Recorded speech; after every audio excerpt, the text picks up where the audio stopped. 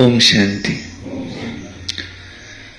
शिव बाबा ब्रह्मा बाबा के तन में ही क्यों आए? किसी और के तन में क्यों नहीं आते? क्योंकि ब्रह्मा बाबा ने ही द्वापर युग से सबसे पहले भक्ति शुरू की। राजा विक्रमादित्य ये उनका जन्म था। सोमनाथ का मंदिर उन्होंने बनाया और द्वापर युग में भी सबसे ज्यादा भक्ति शिव की किसने की? ये ब्रह्मा बाबा की आत्मा ने, महान तपस्वी। और कलयुग में भी खूब भक्ति की। और आखिरी के जन्म में तो उनका नाम था दादा लेखराज। और बचपन से सभी ने कहानी सुनी है कितना उनका जीवन ये महान और मूल्यों से भरा हुआ, कितना भाव भक्ति वाला जीवन था। हमेशा नारायण की फोटो को साथ में रखना, जेब में, सोते तब तकिए के नीचे रखना। खूब नारायण में श्रद्धा थी। गुरु 12 गुरु किसने किए? हम में से इतने गुरु 12 गुरु। और गरीब परिस्थिति से शुरू किया तो नंबर 1 के हीरे जवाहरात के व्यापारी बन गए अपनी उस अलौकिक बुद्धि के द्वारा। मैंने होशियार भी बहुत, लेकिन मर्यादा युक्त। ऐसी आत्मा नेक्स्ट टू गॉड जो सतयुग में श्री कृष्ण बनने वाले हैं, इतने महान, जिन्होंने भी ब्रह्मा बाबा को देखा तो प्रभावित हुए बिना रहते नहीं थे। राजे महाराजे भी क्या कहते थे कि राजा तो आप बनने लायक हो, दिखते तो आप हो, हमारी जगह तो आपने बैठना चाहिए था। लेकिन महान तपस्वी सुबह उठते ही सवेरे जल्दी उठकर गीता का पठन, पूजा पाठ, ये नित्य नियम से। और जब शिव बाबा की उनमें पधारमनी हुई तो एक धक से झाटकू बन सब कुछ अपना बलिहार कर दिया। कितनी संपत्ति थी कहते उस समय उनके पास? 18 करोड़।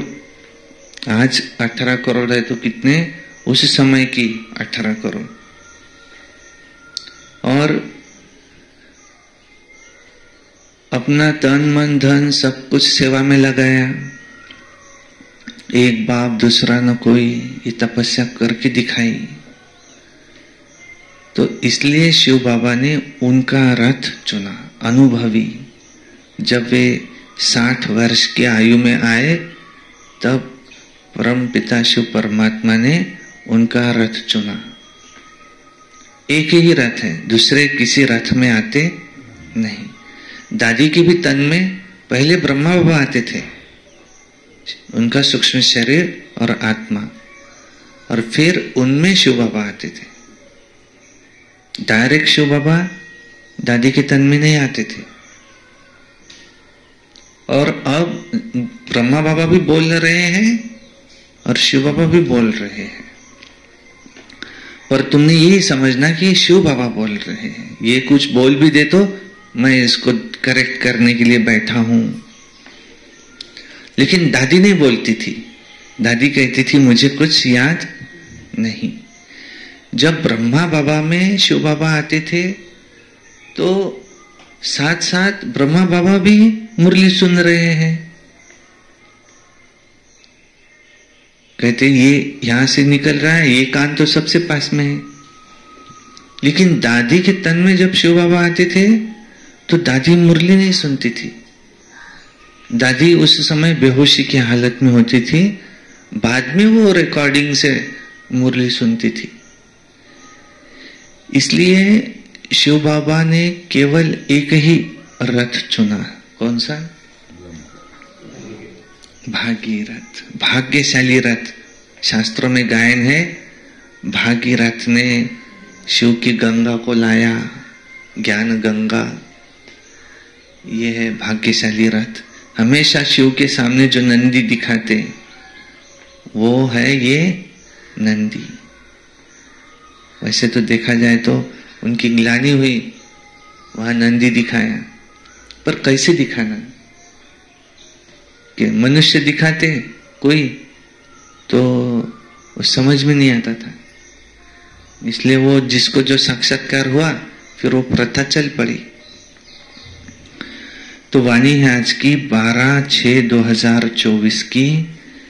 सारे मुरली का मीठे बच्चे, बाप उस रथ में आते हैं कि जिसने पहले पहले भक्ति शुरू की है। जो नंबर 1 पूज्य था वही फिर पुजारी बना। तो ये राज सबको स्पष्ट करके सुनाओ। कौन सी जिम्मेवारी दी बाबा ने? ये ब्रह्मा बाबा की तन में क्यों आते? ये राज तुम सबको, दुनिया वालों को स्पष्ट करके सुनाओ कि भगवान एक के ही तन में आते हैं, बस। दूसरे किसी महाराज के तन में आते नहीं। प्रश्न है, बाप अपने वारिस बच्चों को कौन सा वर्षा देने आए हैं? हम सब कौन है बाबा के? वारस, वारसदार। तो उत्तर है, बाप सुख, शांति, प्रेम का सागर है खुद। तो यही सारा खजाना वो तुम्हें भी विल करते हैं, और ऐसा विल कर देते हैं जो 21 जन्म तक तुम खाते रहो, खाते रहो, खाते रहो, खुद नहीं सकेगा। तुम्हें कौड़ी से हीरे जैसा बना देते हैं। तुम बाप का सारा खजाना कैसे लेते हो?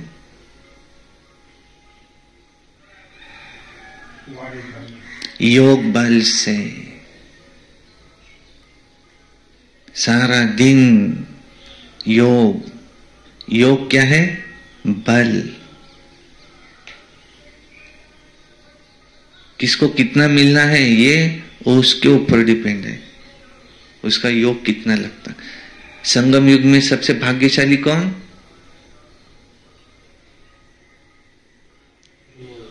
जिसका स्वतः योग लगता है। संगम युग में सबसे भाग्यशाली कौन? जिसको एक दिल है और उस दिल में अनंत इतना शिव बाबा के लिए प्यार है, आंखों से फूट फूट कर आंसू आते हैं प्रेम के। वो संगम युग में सबसे भाग्यशाली। तो योग बल से तुम ये खजाना लेते हो। योग के बिना खजाना नहीं मिल सकता। कोई कहे मेरा योग ही नहीं लगता, तो उतना खजाना कम। ओम शांति। शिव भगवान आज कौन समझा रहा है तुमको? शिव, कोई मनुष्य नहीं। अब शिव भगवान निराकार तो सभी मानते हैं, एक ही निराकार शिव है, बाकी तो सबको अपना अपना शरीर है। श्री कृष्ण, श्री राम, जितने भी देवी देवता है सबको अपना शरीर दिखाते, लेकिन केवल शिव ये कैसा दिखाते? लिंग रूप, अंडाकृति, शिवलिंग, निराकार।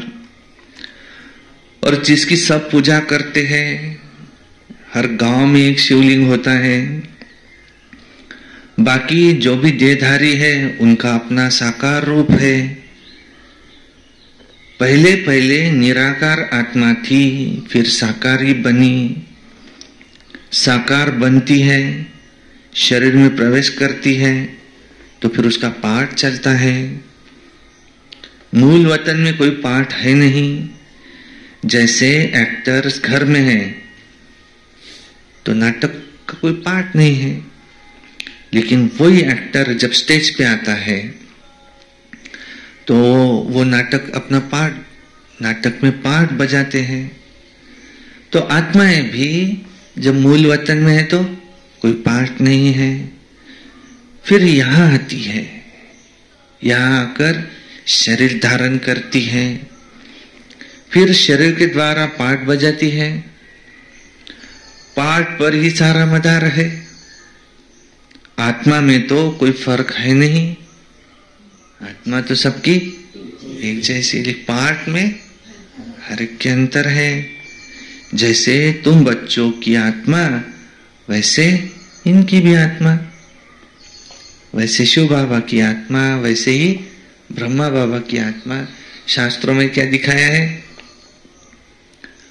कि भगवान बस करो, मुझे अब सहन नहीं होता, 1000 सूर्य से भी तेजोमय है। वो क्या है तेजोमय?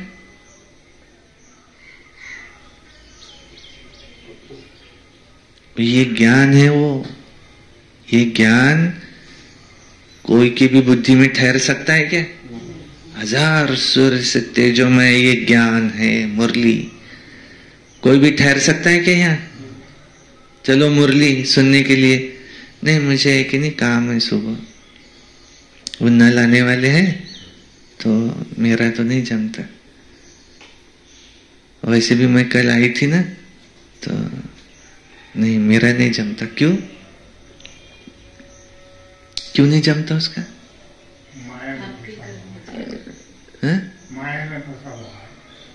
ये मुरली को पचाना हर एक के बस का काम है क्या? एक लोटा घी लाके दिया, लो पी लो, पेट तो है तुमको, पी लो। पिएगा क्या वो? इसको पी भी लो, पचाना इजी है क्या? इतना कैसे पचा पाऊंगा? और ये तो 1000 लोटे हैं घी के, पचाना इजी है क्या? तुम यहां क्यों बैठे हो? तुमने भक्ति की है, मानो या ना मानो, ऐसे नहीं बैठ सकते हैं। वो तो निमित्त बने, इन्होंने बताया चलो आ गए यहाँ, कि यहाँ आने के बाद क्यों बैठे हैं? खूब शिव बाबा किसी जन्म में कहा था, बाबा मिलना, मुझे सत्य ज्ञान सुनाना। क्या है? मेरी इच्छा है सुनने की। अब वहां गए, कान को अच्छा लगा, जाएंगे सुनेंगे रोज। जिस चीज की प्यास है वो प्यासे ही आएगा ना यहाँ। जिसका पेट भरा है वो क्या आएगा? यहाँ कौन आएगा? भगवान के ज्ञान की प्यास थी हम सबको। आज भले साधारण रूप में है सब, लेकिन उस जन्म में बहुत प्यास लगी थी। बाबा, हे भगवान, कुछ सुनाओ, सत्य क्या है, मुझे जानना है। ये दुनिया रहने लायक नहीं है, इसमें फंसता जाता है। कुछ भी करो अशांति, कुछ भी करो। धन है, जो धनी है वो भी अशांति, अशांत। जिसके पास नहीं है वो भी अशांत। जिसके पास सब कुछ है अकारण अशांत। क्या चाहिए कुछ समझ में नहीं आ रहा। वो भागे जा रहे। ये एंड क्या है? आखिरी दिख रहा है शमशान, मौत। क्या है ये सब? कहाँ है हम? क्या कर रहे हैं? मेरे जीवन का लक्ष्य क्या है? ये कोई कोल्हू का बैल थोड़ी हूं, बस घूमता रहूंगा, काम करता रहूंगा। कुछ तो है जो मुझे पता नहीं है, और वो सत्य ज्ञान केवल शिव के पास है। तो वो पुकार हमें यहां लाकर बैठाती है, रोज सुनते। जो रोज नहीं आ सकते, नहीं अभी तो हमारे खेती के काम लग गए, अब तुम तुम्हारा चलने दो, हम हमारे काम धंधे हमारे पीछे, तो इससे क्या सिद्ध होता?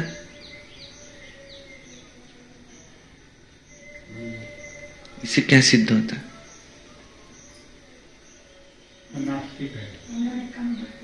ये समझे बराबर, भक्ति कम हुई उनकी, इतनी जरूरत नहीं उनको, इतनी प्यास नहीं है, प्यास कम है थोड़ी, इससे ये सिद्ध होता। जिसको बहुत ही प्यास लगी थी, उसको मिला, हो तो घर छोड़ के माउंट आबू जाके बैठा है, सेंटरों पे बैठा है। घर में खूब पैसा है, जॉब लग रहा है, लात मार दी, क्या करूंगा ये जॉब करके। लोगों ने राजपाट छोड़ दिए, सत्य क्या है, सत्य की खोज में गौतम बुद्ध राजपाट छोड़ दिए। नहीं, शांति नहीं है इसमें, कटकट है पीछे। बस जंगल में जाएंगे, पेड़ के नीचे बैठेंगे, तपस्या करेंगे कि सत्य क्या है, अंदर ढूंढेंगे अपने।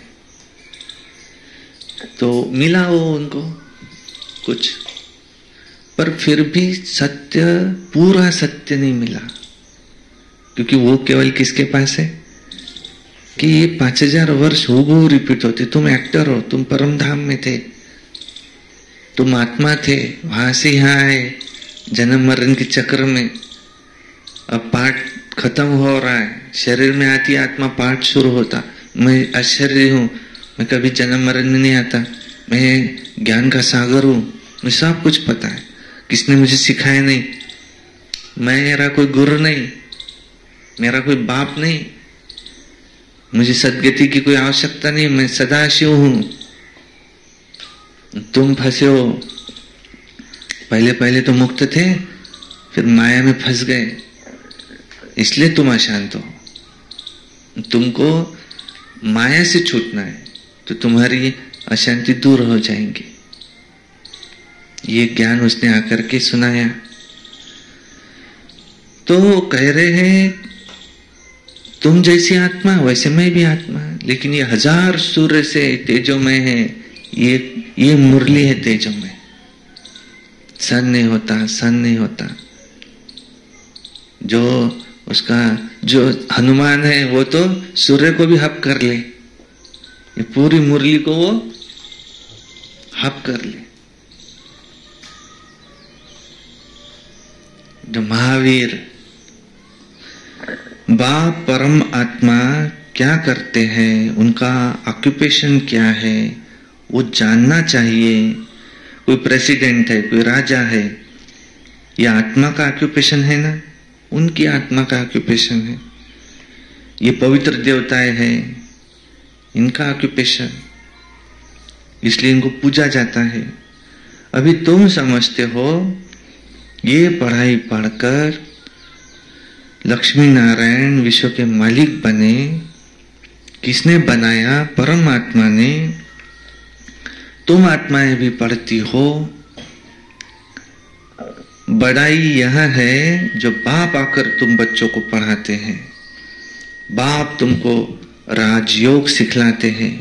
कितनी सहज बात है, इसको कहा जाता है राजयोग। बाप को याद करने से ही तुम सतो प्रधान बन जाते हो। बाप तो है ही सतो प्रधान, उनकी कितनी महिमा गाते हैं भक्ति मार्ग में, कितना उन पर फूल फल दूध आदि चढ़ाते हैं, समझ कुछ भी नहीं है। देवताओं को पूछते हैं, शिव पर दूध फूल आदि चढ़ाते हैं, कुछ भी पता नहीं है। देवताओं ने राज्य किया है, अच्छा शिव पर क्यों चढ़ाते? उसने क्या कर्तव्य किया जो इतना उनको उनकी पूजा करते हैं, इतना उनको पूछते हैं क्यों? देवताओं का तो फिर भी मालूम है कि वो स्वर्ग के मालिक थे, उन्हों को ऐसा किसने बनाया ये किसको भी पता नहीं है। पूजा भी करते हैं शिव की, परंतु ये ख्याल नहीं है कि यही भगवान है। भगवान ने फिर इन्हों को, लक्ष्मी नारायण को ऐसे बनाया, देवी देवताओं को ऐसे बनाया, और कितनी भक्ति करते हैं, है सब अनजान। तुमने भी शिव की भक्ति की होंगी, अभी तुम समझते हो, तब तो यहां आकर बैठते हैं, आगे तो कुछ भी नहीं जानते थे। उनका ऑक्यूपेशन क्या है, क्या सुख देते हैं, कुछ भी पता नहीं था। क्या वो देवताएं सुख देते हैं? नहीं, भले राजा रानी प्रजा को वो सुख देते हैं, परंतु उन्हों को भी ऐसा बनाने वाला कौन? शिव बाबा ने उनको ऐसा बनाया ना, तो बलिहारी उनकी है। ये लक्ष्मी नारायण तो सिर्फ राज्य करते हैं, प्रजा भी बन जाती है देवी देवताओं की, बाकी वो कोई का कल्याण नहीं करते। अगर करते भी है तो वो भी अल्पकाल के लिए, जो मंदिरों में जाकर के उनसे कुछ मांगते हैं, कुछ मिल भी जाए तो भी अल्पकाल के लिए। अभी तुम बच्चों को तो बाप बैठ पढ़ाते हैं, उनको कहा जाता है कल्याणकारी।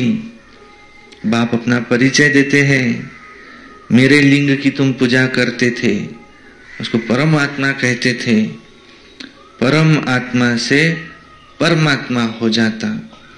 परंतु ये तो नहीं जानते कि ये क्या करते हैं, बस सिर्फ कह देते हैं आगे कि वो तो सर्वव्यापी है, माना नाम रूप से भी न्यारा है।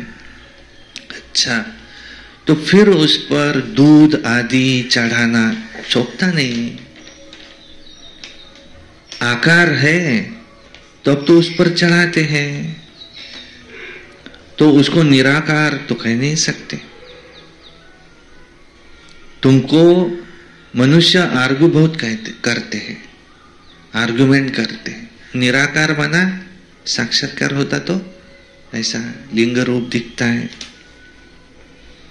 तो ये समझाना तुम बच्चों का काम है। तुम बच्चे जानते हो कि बाबा ने हमको कितना ऊंच बनाया है इस पढ़ाई से। ये पढ़ाई है, बाप ही टीचर बन पढ़ाते हैं, जिससे कि तुम मनुष्य से देवता बन जाते हो। इसके लिए तुम पढ़ रहे हो। देवी देवता है सतयुग में, कलयुग में होते नहीं, राम राज्य नहीं, यहां कोई पवित्र रह न सके। देवी देवताएं थे, पवित्र थे, फिर द्वापर से वाम मार्ग में चले जाते। बाकी जैसे चित्र दिखाए ऐसे नहीं बना, जैसे जगन्नाथपुरी के मंदिर में तुम देखेंगे उनके काले चित्र हैं। तो बाप कहते हैं माया जीते जगत जीत बनो। तो उन्होंने फिर उनका नाम जगन्नाथ रख दिया, और ऊपर में उनके गंदे चित्र दिखाए हैं। क्यों? कि देवताएं वाम मार्ग में गए, इसलिए ऐसे काले बन पड़े द्वापर युग से। और उनकी भी फिर भी पूजा करते हैं। मनुष्य को कुछ भी पता नहीं कि हम ऐसे पूज्य थे, कब हम ऐसे पूज्य थे, हम ही पूज्य थे, हम ही ऐसे पुजारी बने। हम 21 जन्म तक, 2500 वर्ष तक पवित्र थे। पूरा 84 जन्मों का हिसाब किसकी भी बुद्धि में नहीं है। पहले पूज्य सतो प्रधान, फिर 84 जन्म लेते लेते पुजारी तमो प्रधान पुजारी बन पड़ते हैं। रघुनाथ के मंदिर में काला चित्र दिखाते हैं, काला क्यों? अर्थ उनका कुछ भी नहीं समझते। अभी तुम बच्चों को बाप बैठ समझाते हैं क्यों काला। ज्ञान चिता पर बैठ तुम गोरे बनते हो और काम चिता पर बैठ तुम काले बन पड़ते हो। देवताएं वाम मार्ग में जाकर भिखारी बन पड़े तो फिर उनका नाम देवता नहीं रख सकते, वाम मार्ग में जाने से काले हो गए। तो ये निशानी दिखाई है। अब तुम जानते हो शिव बाबा तो काला बनता नहीं, वो तो हीरा है, तुमको भी हीरे जैसा बनाते हैं, वो तो कभी काला नहीं बनते। देखो फिर उनको भी फिर काला बना दिया। कोई काला होगा तो उसने बैठ ऐसे काला बनाया होगा, खुद काला, तो वो शिवलिंग भी काला बना दिया। शिव बाबा कहते हैं हमने क्या दोष किया, हमको भी काला बना दिया शिवलिंग। मैं तो आता ही हूं सबको गोरा बनाने, मैं तो सदैव गोरा हूं। तो मनुष्य की बुद्धि ऐसी बन पड़ी है, कुछ भी समझते नहीं। शिव बाबा तो ही सबको हीरा बनाने वाले। कहते मैं एवर गोरा मुसाफिर हूं। मैंने क्या किया जो मुझे काला बना दिया। अब तुमको भी गोरा बनाने आता हूं, तो तुम को भी गोरा बनना है उच्च पद पाने के लिए। उच्च पद कैसे पाना है वो भी बाप ने समझाया है। कैसे?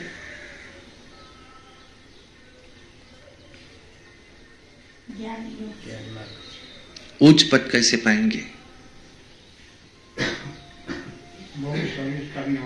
क्योंकि कंटिन्यू मुरली चलती तो थोड़ी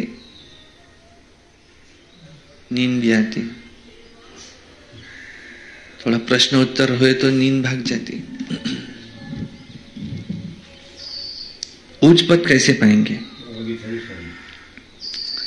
सर्विस से और योग से और पुरुषार्थ कौन सा है? ज्ञान से और पवित्रता से। और उच्च पद कैसे पाएंगे?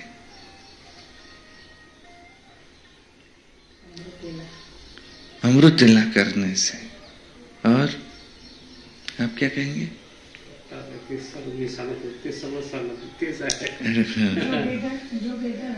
बेगर टू प्रिंस कल कहा था। यहां तुमको बेगर वनवाह में रहना है, न बहुत नीच न बहुत ऊंच, बीच में चलो।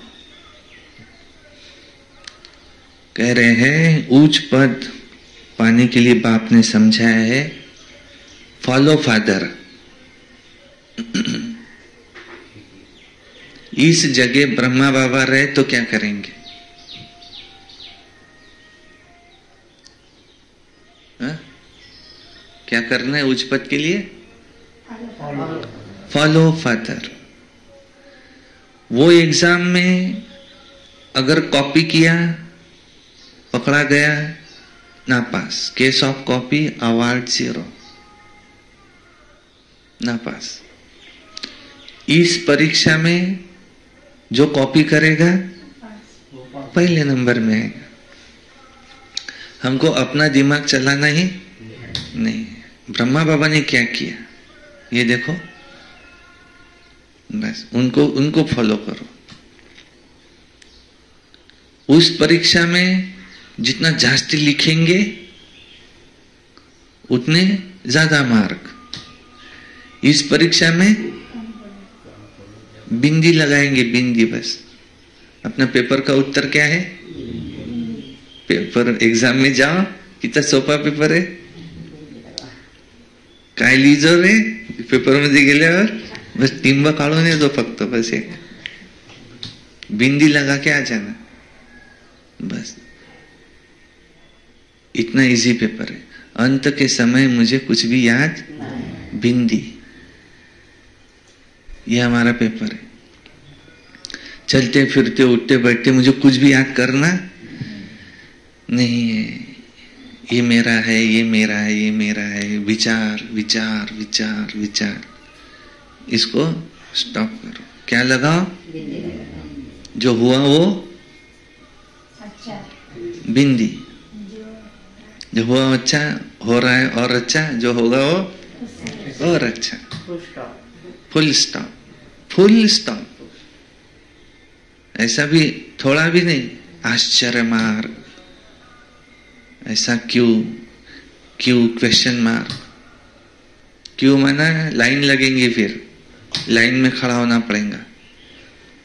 फुल स्टॉप, बिंदी लगाओ, 3 बिंदी लगाओ। मैं आत्मा बिंदी, मुझे आत्मा का बाप बिंदी, जो हुआ वो बिंदी। ड्रामा, ड्रामा फिक्स है। इतना इजी पेपर है, लेकिन पास होने वाला बहुत ही कम है।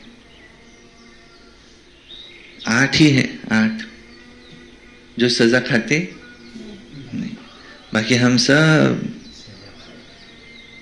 कम ज्यादा सजा खाने ही वाले हैं। किसको ज्यादा किसको कम, ऐसे नहीं है हम कि एक भी सजा नहीं खाई हमने। 8 ही है जो कुछ भी सजा नहीं खाएंगे। अब सिर्फ हमको ये पुरुषार्थ करना है कि हम अपनी सजा कम कितनी कर सकते हैं, बस। और कौन सा बल है? योग बल।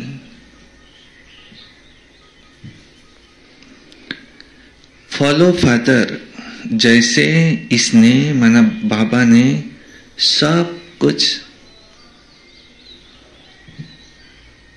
क्या किया? बाप के हवाले कर दिया, ब्रह्मा बाबा के हवाले कर दिया। फादर को देखा कैसे सब कुछ दे दिया। भले साधारण थे, न बहुत गरीब न बहुत साहूकार। बाबा अभी भी कहते हैं तुम्हारा खान पान बीच का होना चाहिए, साधारण, न बहुत ऊंच न बहुत कम। चप्पल खरीदने गए, कैसी खरीदेंगे? न एकदम हल्की न बहुत ऊंची, मीडियम चप्पल दो।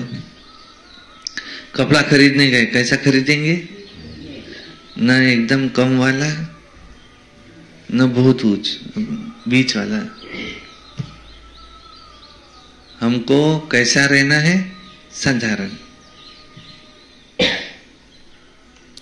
बाबा अभी भी कहते हैं तुम्हारा खान पान बीच का, साधारण होना चाहिए, न बहुत ऊंच न बहुत कम। बाप सब शिक्षा देते हैं, ये भी देखने में तो साधारण ही आते हैं। ब्रह्मा बाबा तुमको कहते हैं कहाँ है भगवान, दिखाओ। अरे आत्मा तो बिंदी है, अब उसको देखेंगे क्या?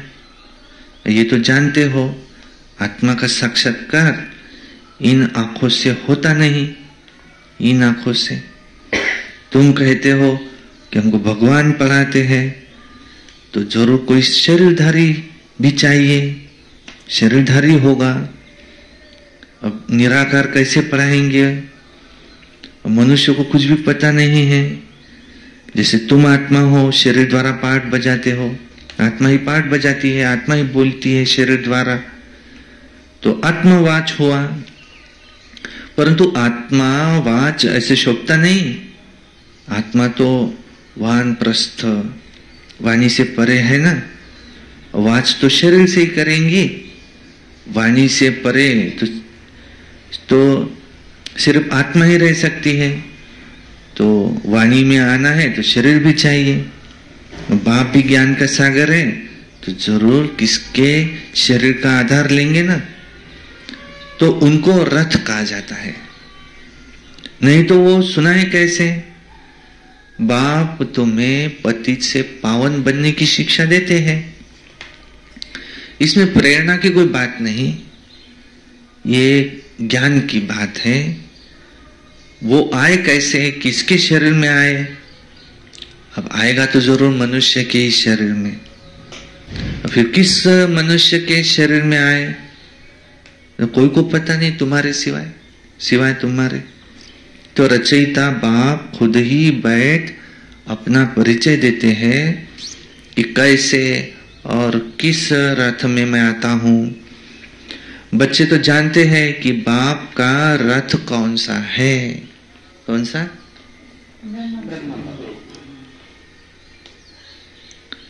बहुत मनुष्य मूंझे हुए हैं, किस किस का रथ बना देते हैं। जानवर आदि उनमें तो आ ना सके, कच्चा अवतार, मच्छा अवतार, वरा अवतार, ये तो ग्लानि है।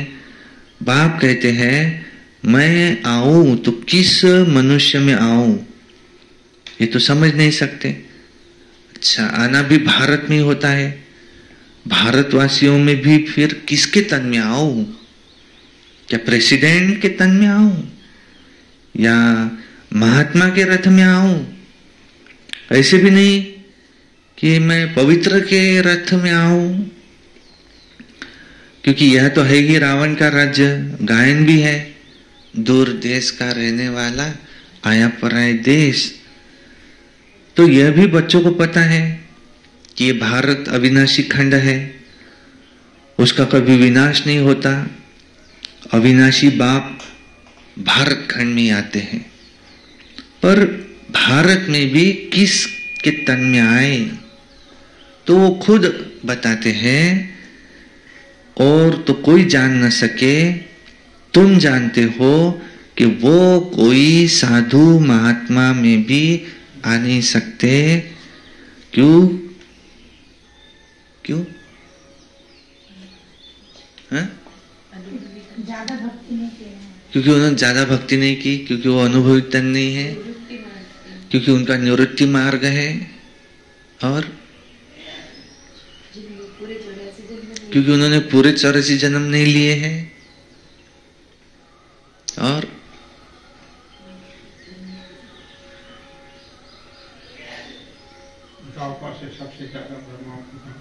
भक्ति ब्रह्म बाबा ने की है, क्योंकि वहां है हठ योगी, क्योंकि उनका है निवृत्ति मार्ग। कहा था तो किसने? वो है हठ योगी। हठ योगी के तन में नहीं। हठ योग, हाथों से बाल तोड़ेंगे, ऐसे नहीं, कटिंग नहीं, नॉर्मल नहीं रहना, हट हट हट हट करना, उपास तापास, शरीर को तकलीफ देना, ऐसे लोटांगन डालते हुए ऐसे जाना इस गांव से उस गांव, ये क्या है? साधु सन्यासी हठ योगी है। वो आते हैं, सतयुग है पवित्र प्रवृत्ति मार्ग। हमारा कौन सा मार्ग है? घर गृहस्थ में रहते हुए भी सन्यास, पवित्र प्रवृत्ति मार्ग। हमारे लिए आश्रम कौन सा है? गृहस्थ आश्रम। ये घर ही हमारे लिए हमारा आश्रम है। हम यहीं रहेंगे, लेकिन ऐसे रहेंगे जैसे सन्यासी।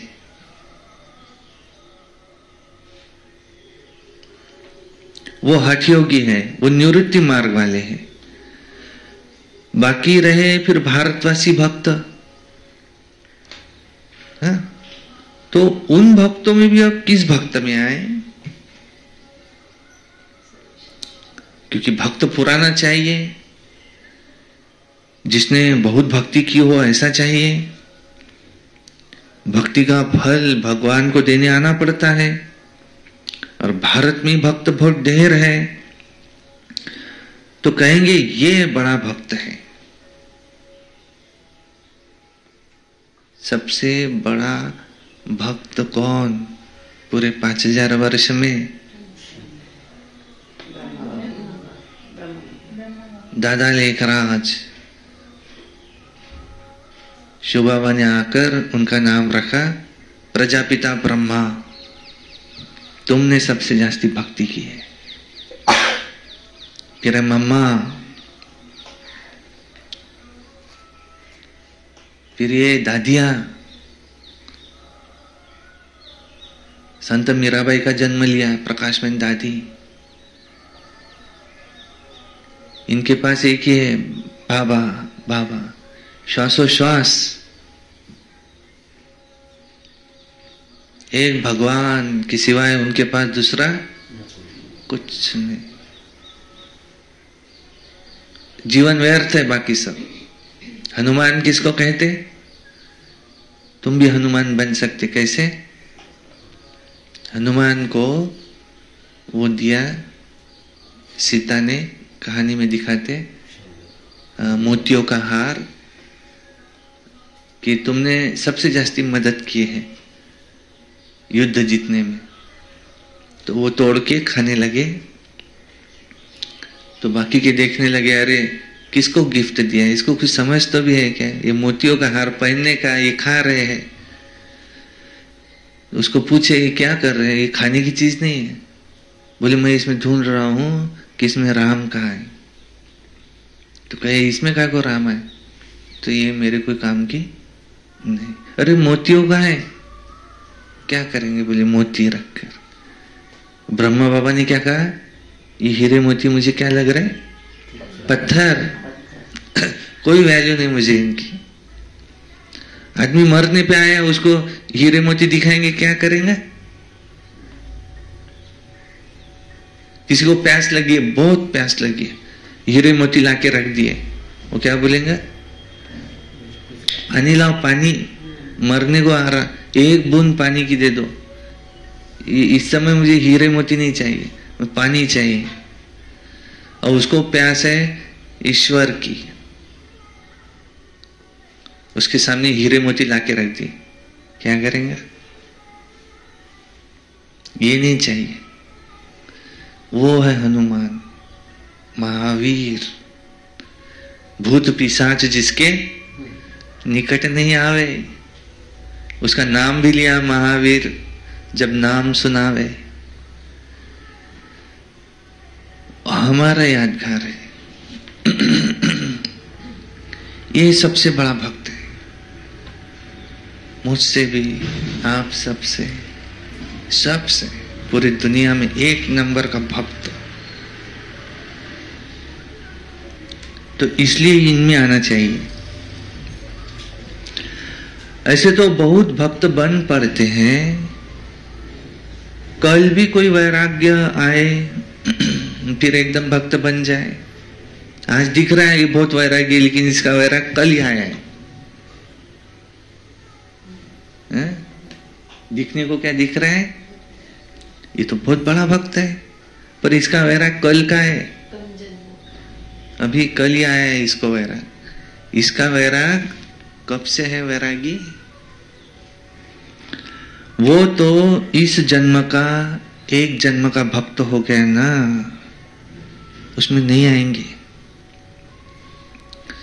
मैं उसमें आता हूं जिसने पहले पहले भक्ति शुरू की है, द्वापर से लेकर के भक्ति शुरू की है, शुरू हुई है। ये हिसाब किताब है जो कोई समझ न सके। कितनी तो गुप्त बातें हैं।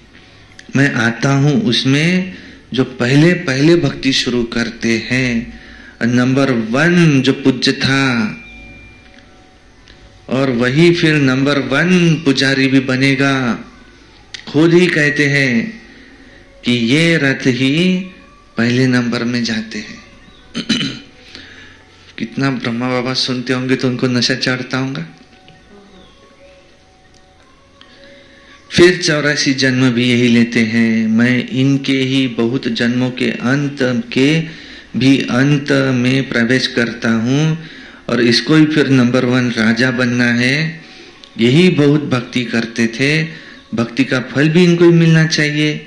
बाप दिखलाते हैं बच्चों को कि देखो देखो ये मेरे पर कैसे वारी गया,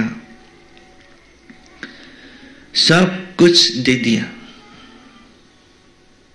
इतने ढेर बच्चों को सिखलाने के लिए धन तो चाहिए था ना। ईश्वर का यज्ञ रचा हुआ है, खुदा इनमें बैठ रुद्र ज्ञान यज्ञ रचते हैं। इसको पढ़ाई भी कहा जाता है। रुद्र शिव बाबा जो ज्ञान का सागर है, उसने यज्ञ रचा है ये दान देने के लिए। अक्षर बिल्कुल ठीक है। राजस्व माना स्वराज्य पाने के लिए ये यज्ञ है। इसको यज्ञ क्यों कहते हैं? कहाँ बैठे हैं? यज्ञ में बैठे हैं। यज्ञ क्यों कहते हैं इसको? यज्ञ क्यों कहते हैं? सब भगवान पढ़ा रहे हैं, यज्ञ क्यों कहा? क्योंकि यज्ञ में तो वो लोग आहुति आदि बहुत डालते हैं ना।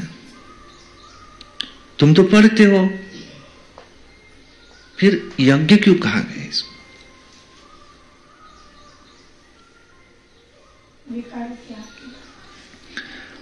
आहुति क्या डालते हो? तुम जानते हो कि हम पढ़कर होशियार हो जाएंगे और फिर ये सारी पुरानी दुनिया इसमें स्वाहा हो जाएंगे। कितने वर्ष है अब ये दुनिया? 11 वर्ष। तुम कितना भी कमा के रखेंगे, कोई खाने वाला रहेगा नहीं। जो भी नातू पंतु छोटे दिख रहे हैं, ये भी कितने वर्ष है अब? कोई क्या कहेगा? शुभ शुभ बोलो।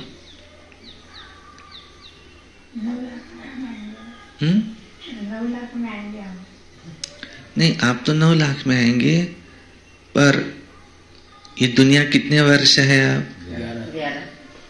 2036 के बाद 100 वर्ष पूरे होते सतयुग शुरू हो जाएगा। संगम युग 100 वर्ष का है। भारत में गृह युद्ध, प्राकृतिक आपदाओं, अंतरराष्ट्रीय युद्ध और गृह युद्ध द्वारा विनाश तो होना ही है। और विज्ञान गर्वित अमेरिका और यूरोपवासी यादव लड़ेंगे और परमपिता परमात्मा से विपरीत बुद्धि भारतवासी कौरव। और 2 बिल्ली लड़ मरे माखन श्री कृष्ण के मुख में। तो अब कमल के समान पवित्र रहो। सतयुग का पहला राजकुमार आ रहा है। 260 दिन हुए युद्ध चालू है। 260 दिन हुए युद्ध शुरू है। अभी तो रिहर्सल होती, ऐसी लगेंगी जो फिर बंद नहीं होगा।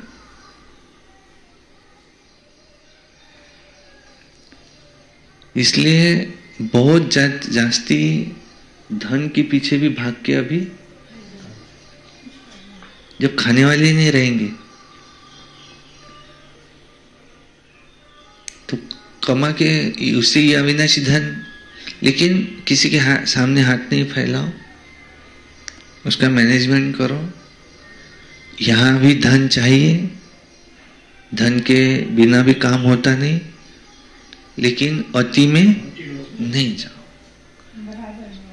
कितना घंटा उधर निर्वाह के लिए दे सकते? मैक्सिमम 8 घंटा। 8 घंटे हुए,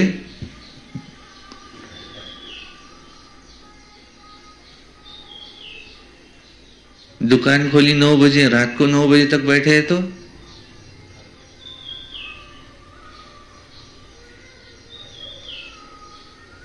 12 घंटे हो गए ना। और वो अगर कम करके, अगर इतना है कि अब खा सकते हैं,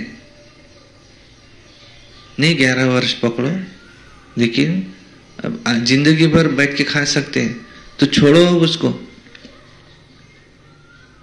सेवा के पीछे लगो। ये कमाई साथ में जाएंगी।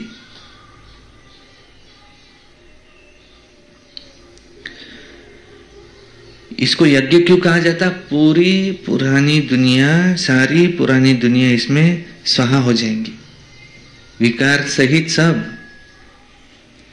यज्ञ में पिछाड़ी के टाइम जो भी सामग्री है सब डाल देते ना, बचा खुचा सब डाल दो अब इसमें।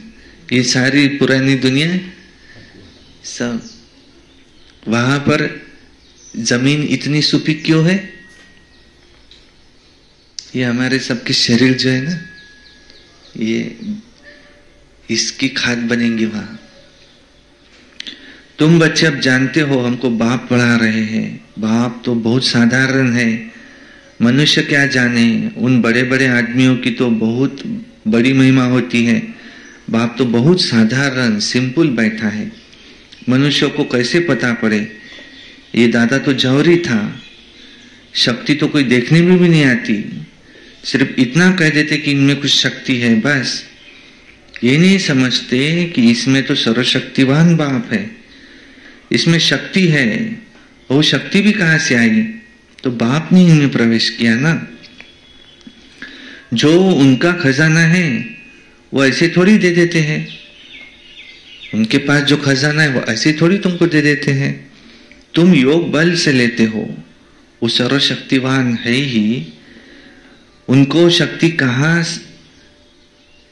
उनकी शक्ति कहां चली नहीं जाती है। परमात्मा को सर्वशक्तिवान क्यों गाया है?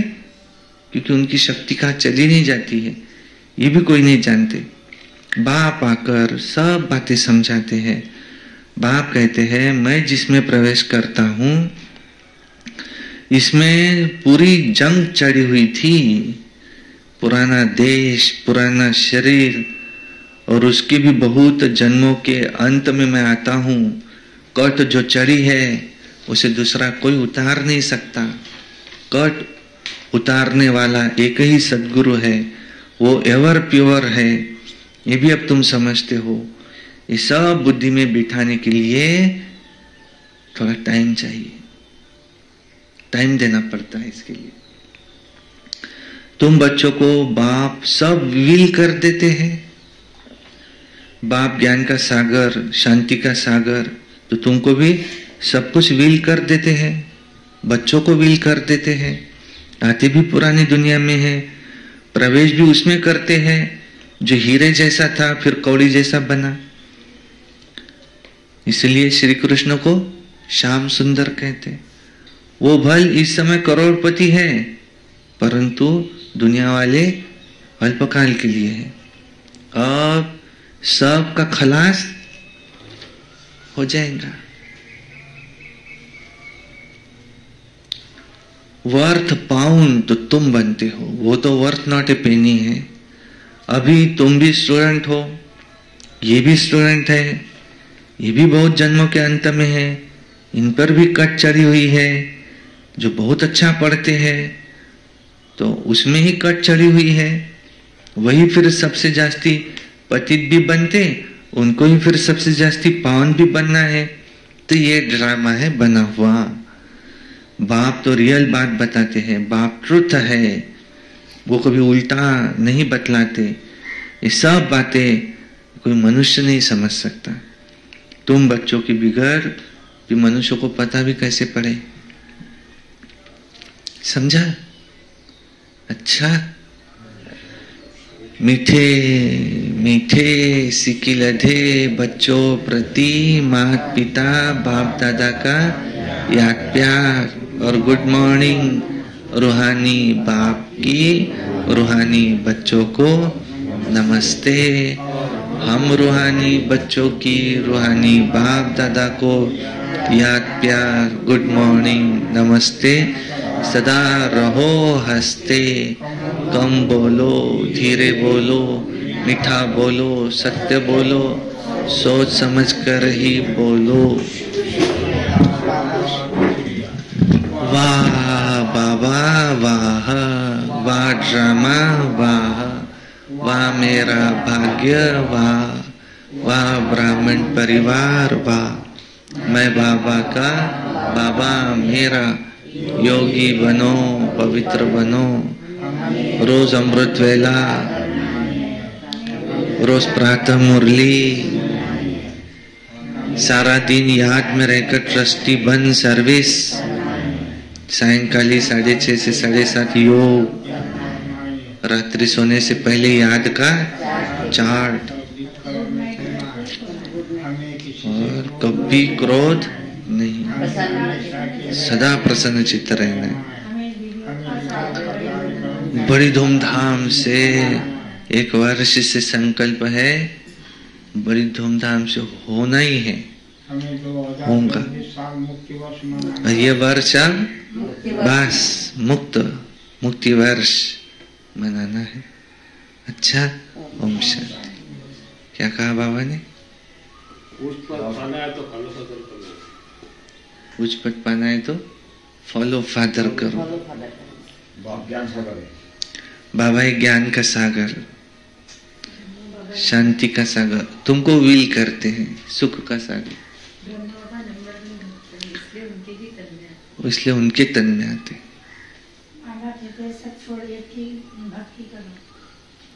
एक ही तुमने की है पहले, अभी भी वही, बस एक बाप को याद करो। ये पढ़े पढ़कर लक्ष्मी नारायण विश्व के मालिक बने। इस पढ़ाई से ही लक्ष्मी नारायण बने, विश्व के मालिक बने। इसको यज्ञ कहा जाता है कि सारी पुरानी दुनिया सा हो जाती इसमें, विकार सहित सब। सभी आत्माओं का पार्ट अलग अलग है। सब हर आत्मा का अपना अपना पार्ट है। मैं भी आत्मा, तुम भी आत्मा। तुम्हाला सांगायचं आहे? बाप कहते मायाजीत बनो। बाबा कहते मायाजीत बनो। अपने अपने पार्ट से संगत, हाँ? अपने अपने पार्ट के हिसाब से पद मिले, उच्च पद।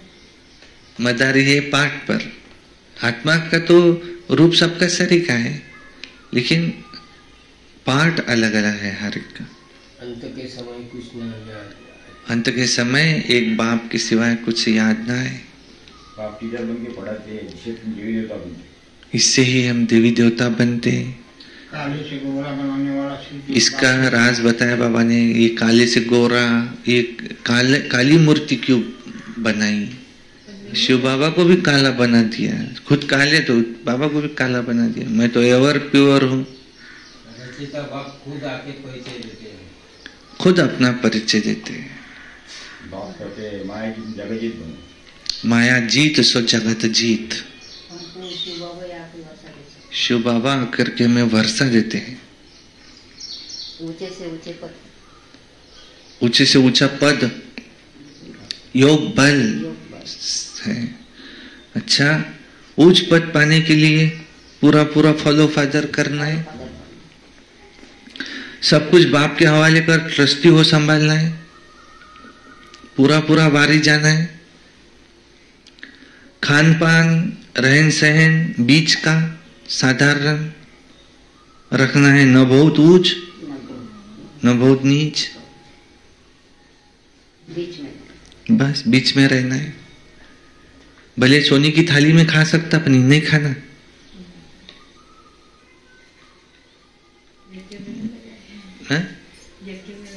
यज्ञ सेवा में लगाओ, फल मिलेगा। जो सेवा में लगाएंगे फल मिलेगा।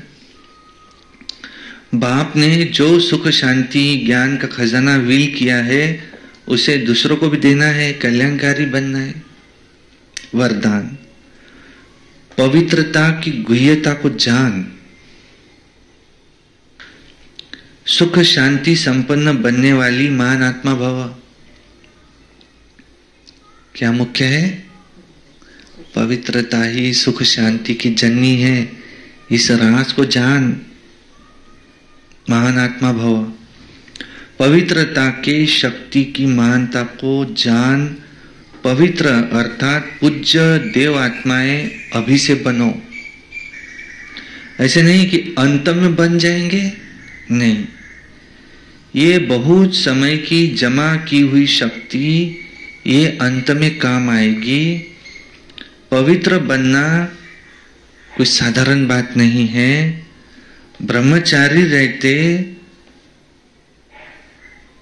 पवित्र बन गए हैं, ब्रह्मचारी रहते हैं, पवित्र बन गए हैं, लेकिन पवित्रता जननी है। चाहे संकल्प से, चाहे वृत्ति से, चाहे वायुमंडल से, चाहे वाणी से, संपर्क से सुख शांति की जननी बनना, इसको कहते हैं महान आत्मा। चाहे ब्रह्मचारी रहते हैं, पवित्र बन गए हैं, लेकिन पवित्रता जननी है। चाहे संकल्प से, चाहे वृत्ति से, चाहे वायुमंडल से, चाहे वाणी से, तो संपर्क से, तो सुख शांति की जननी बनना है। इसको कहते हैं महान आत्मा। स्लोगन, ऊंची स्थिति में स्थित हो, सर्व आत्माओं को रहम की दृष्टि दो, ये वाइब्रेशन फैलाओ, रहम। अच्छा, ओम शांति शांति शांति। बाबा कहते घर ही अपना आश्रम है, घर ही अपना आश्रम। गृहस्थ आश्रम पवित्र है। घर में कहाँ प्याज लहसुन पड़े हैं, आश्रम है क्या? सामने आते से ही पहले रूम में बहुत सारे प्याज पड़ा है, उसको आश्रम कहेंगे? वो नहीं आश्रम। धारणा युक्त रहते हैं तो घर भी क्या है? आश्रम। अपवित्र कार्य कौन सा? पखाना जाना भी अपवित्र कार्य है।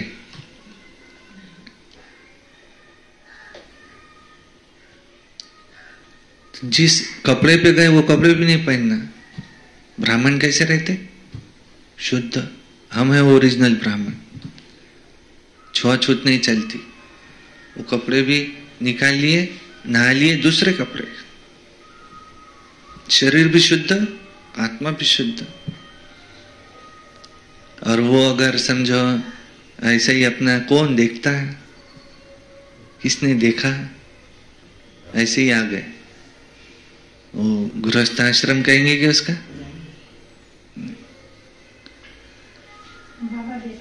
आता आम्हाला तर कसं आहे भाऊ,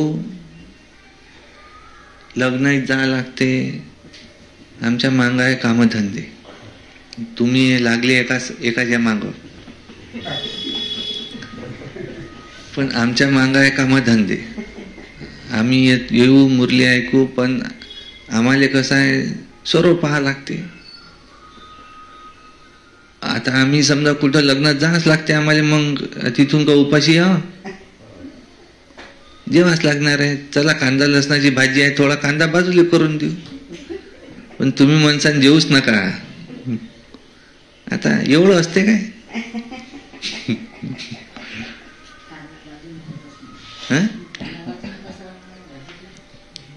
नाही आला तो थोडासा बाजूला करून टाकला. एवढं असते काय? कोण पाहून राहिला एवढं? आणि आम्हाला सत्युगात पहिला प्रिन्सिप बनायचा आहे, असं होऊ शकते का? एखाद्या विद्यार्थी म्हणून मी अभ्यास नाही करीन, पण माझा पहिला नंबर आला पाहिजे, हाय हो.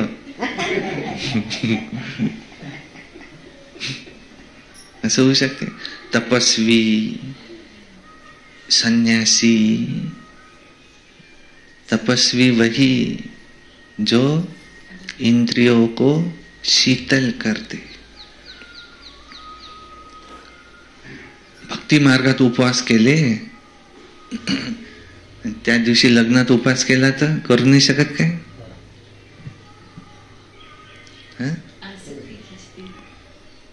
पण गुलाबजामुन दिसून राहिले तो म्हणून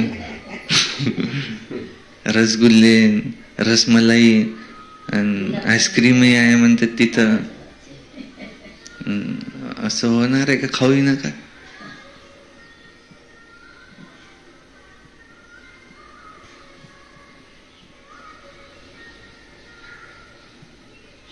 उसको गृहस्थ आश्रम नहीं कहेंगे. महालक्ष्मी बुलाती तो कितना घर साफ करते. कायदे में फायदा है, कायदे में फायदा है. इंद्रिय जीत, नहीं माना नहीं। भगवान को दिखाए सिवाय मैं खाऊंगा नहीं। कहानियां बताते, उसने कहा भगवान खाओ, घर वालों ने कहा जाओ भोग लगा के आओ। भगवान खाते हैं? हाँ खाते। जब तक खाऊंगे नहीं वापस नहीं जाऊंगा। कहानियों में दिखाया है कि उसके लिए आना पड़ा। वो भोजन कहाँ है? वो तो भगवान खा गए। अब भगवान थोड़ी खाते रहते, भोग लगा के आने के लिए कहा था। भगवान ने कैसा के खा लिया? बोले भगवान ने खा लिया, वो तो मूर्ति है वहां, उसकी भावना का भाड़ा है। हम अपनी आत्मा को कैसे मार सकते अंदर से? बाबा ने कहा है नहीं, आत्मा को मार के खा रहे हैं। चलता है, सब कुछ चलता है। इधर आके फिर अपना ऐसा दिखाना कि मैं हूं योगी, ऐसे कैसे? ड्यूअल पर्सनैलिटी कैसे? ड्यूअल पर्सनैलिटी को क्या कहते हो? सिजोफ्रेनिया। आज हर कोई सिजोफ्रेनिया का पेशेंट है, हर कोई ड्यूअल पर्सनैलिटी, अंदर कुछ बाहर कुछ।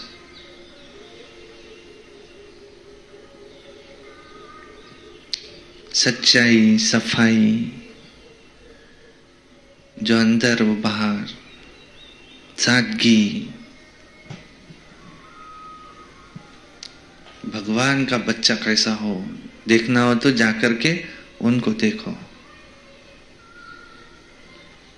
अच्छा, ओम शांति।